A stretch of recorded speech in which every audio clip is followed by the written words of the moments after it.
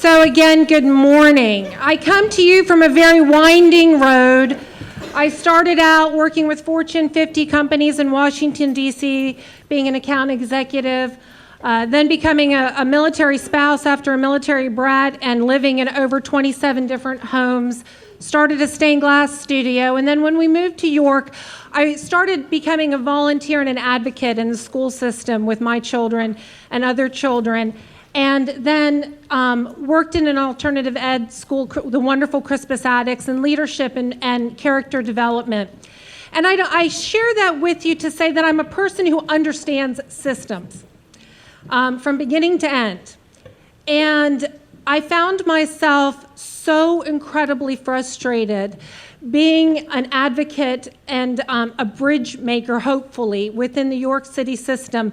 When I would work with families, they would leave my office and I would just literally slam the phone down because it was so challenging to access the systems that families needed.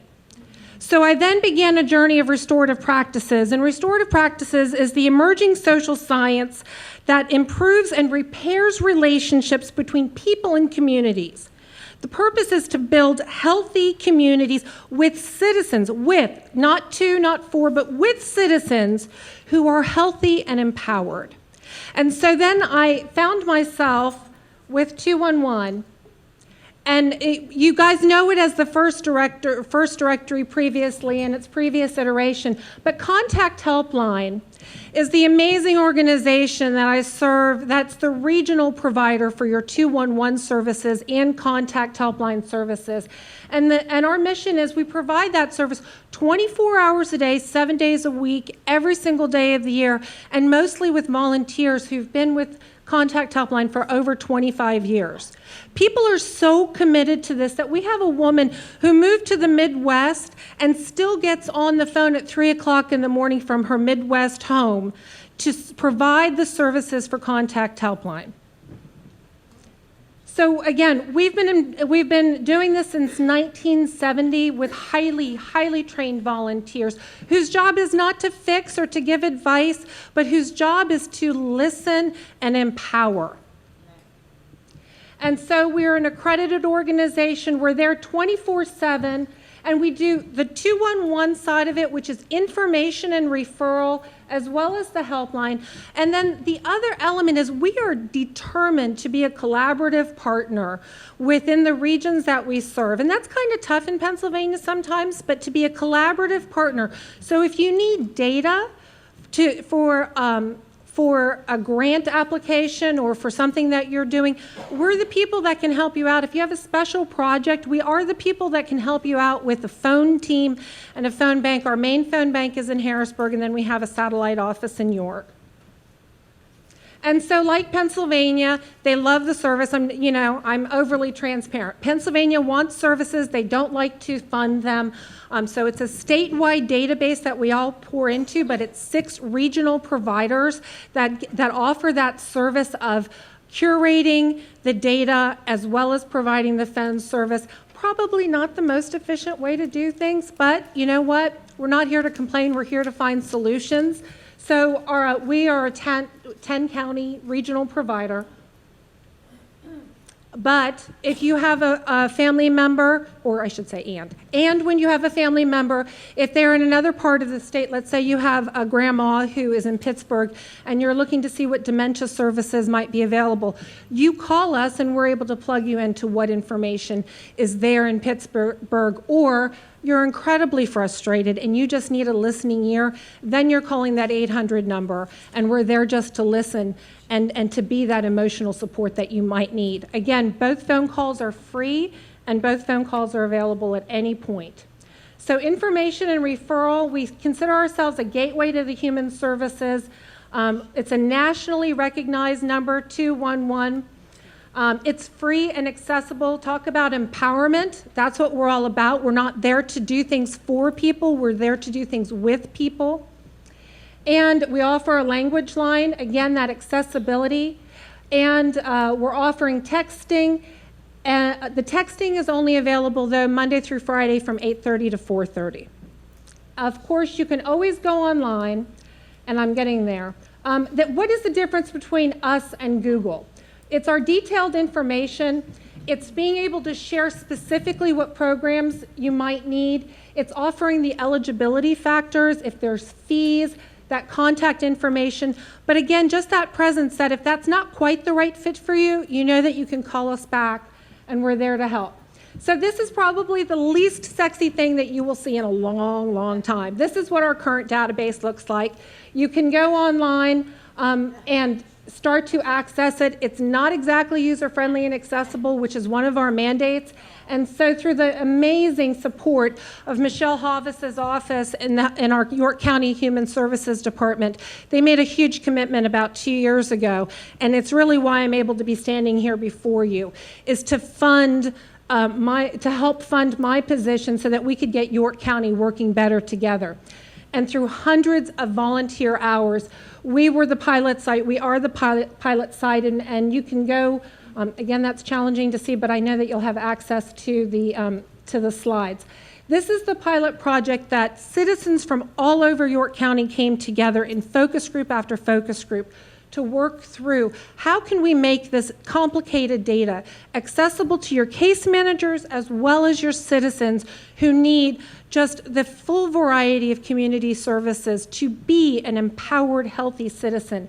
And so in each of those 12 sections, and we start out with families, we've got the clothing, then we move on to disability services, food, health care, housing, employment and education, legal services, our mental health services, reentry, addictions, substance abuse issues, and services for veterans. When you click on those, it'll take you through a series of questions, and then you're able to access the information for the exact service.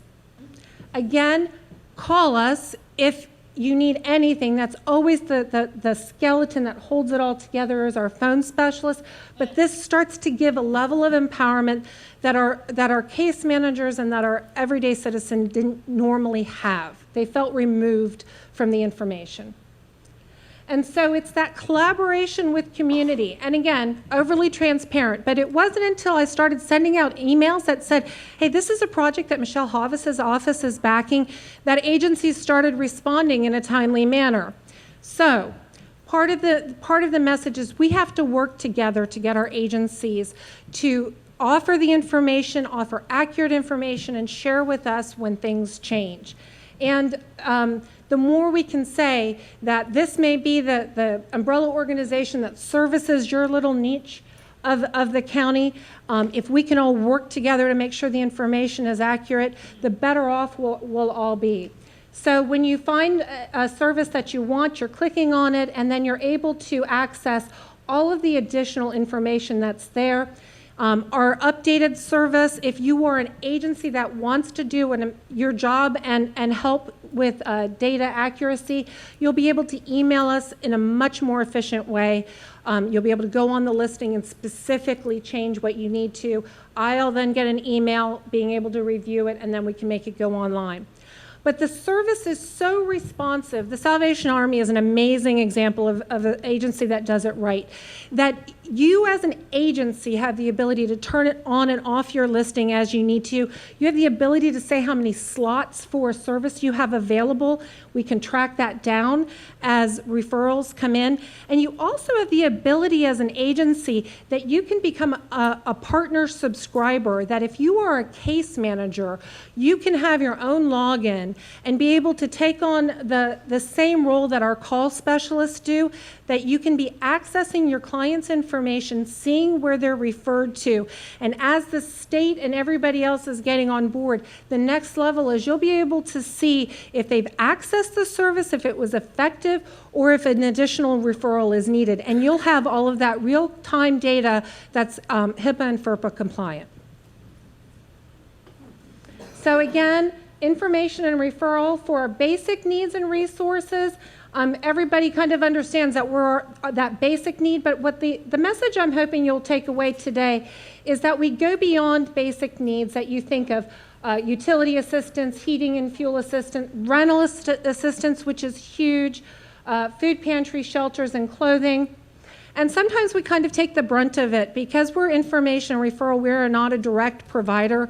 But when we only have one agency in a county that's providing, let's say, rental assistance, and they're doing the best darn job they can, but they are maxed out, sometimes it's 211 that takes the heat. Well, what do you mean you don't have a service for rent? Well, I'm sorry. We're simply the conduit. And that's where forums like this are incredibly important, that we can be understanding where we're strong, but where we may have some weaknesses that we need to kind of pull together and find additional resources. And so, again, we understand that our slides are just a little bit of a challenge, but hopefully, again, the message that you're getting is we go beyond those basic needs to a much greater depth. I say we're everything from a mom and me book club and where your local dog park is to where your cardiovascular surgeon's office is. It is that full breadth of community services, as well as where's the local walking club. So we really want to stress that we're about an entire whole community and wellness. Legal issues, landlord-tenant concerns, custody issues, domestic violence, government benefits, and utility shutoff. And then the other wonderful thing, because we're an existing system, when emergencies happen, and they will, we are in place to be set up to, again, be a conduit, not be that direct service provider, but like when there is a flood, we are set up to start taking that information and then pushing it out to the service providers. Or if there's a flu epidemic, again, able to take that information and help people access the services that they need. So those special projects, we're very well positioned to handle them. In your packet, you have one of our postcards, and it has about the 211 services, but it also has about the listening line. That was absolutely the foundation for everything that we do. We say that we are not therapy and we are not advice. We are trained emotional listeners, and people can call twice a day. It's an anonymous call. They can call for 10 minutes, each call 2 times a day.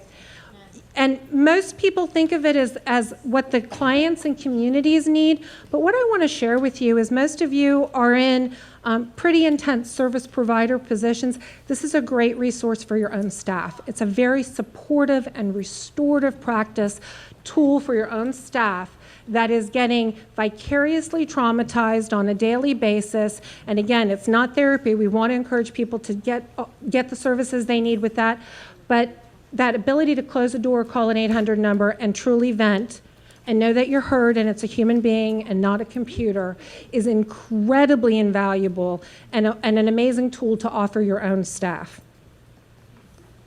So people call for loneliness. We have frequent callers that are the elderly and homebound, individuals with mental health challenges, a lot of family issues, sexuality concerns. And we have suicidal clients as well. We're trained to address lethality and then get them transferred immediately over into crisis lines if needed. Here's our contact information. Again, 211, that's all you have to remember. And even on the 211 call, you can call and say, hey, get me that quirky chick, Dawn, and they will plug you over there. Kelly Golick, our executive director, is amazing, and I've yet to witness a more profound collaborator in the community. So if you're an agency that's looking to collaborate and you need support services, she is definitely your professional to get in touch with. And I just thank you. I thank you for being an amazingly receptive audience today.